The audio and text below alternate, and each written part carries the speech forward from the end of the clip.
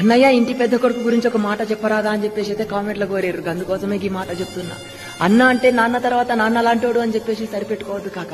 ఎందుకోసం అంటే గీయాల ఇద్దరు అన్నదమ్ములు గొడవ పడుతున్నారు అని అంటే ఆ గొడవలో ఖచ్చితంగా తమ్ముడు అనేటోడు తగ్గి ఉండాలి.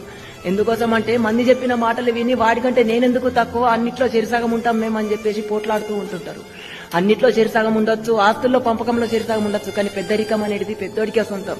ఎందుకోసం చెప్తున్నా అంటే పెద్దోడు అనేటోడు మన ఇంట్లో తొలిసూరు కొడుకుగా జన్మనెత్తి మన నాన్న తర్వాత తన కుటుంబ భారాన్ని మొత్తాన్ని బరువైనా సరే తన భుజాల మీద మోస్తూ తన తోడబుట్టినోళ్లకు తన పిల్లల్లాగా ఆదరిస్తూ అండగా ఉంటాడు.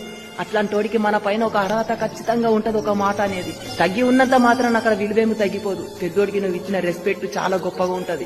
మంది మాటలు ఇన్ని తనోళ్లతో గొడవ పెట్టుకునే బదులు ఒక్క క్షణం తగ్గి ఆలోచిస్తే ఆ బంధం కలకాలం కలిసిమెలిసి ఉంటది. కలిసిమెలిసి ఉండాలని చెప్పేసి కూడా నేను కోరుకుంటున్నా.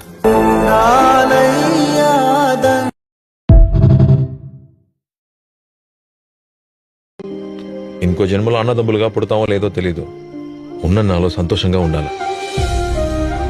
ఒక తల్లికి పుట్టిన బిడ్డలవన్నయ్య. మన గురించి ఊళ్ళో 10 మంది 10 రకాలుగా మాట్లాడకూడదన్నయ్య. తల్లుంటే ప్రేమ ఉంటుంది, తండ్రి ఉంటే అనుభవం ఉంటుంది, అన్నదమ్ములుంటేనే బలం ఉంటుందంటారు. నీకు అన్యాయం జరిగితే నేను చూత ఊరుకుంటానా?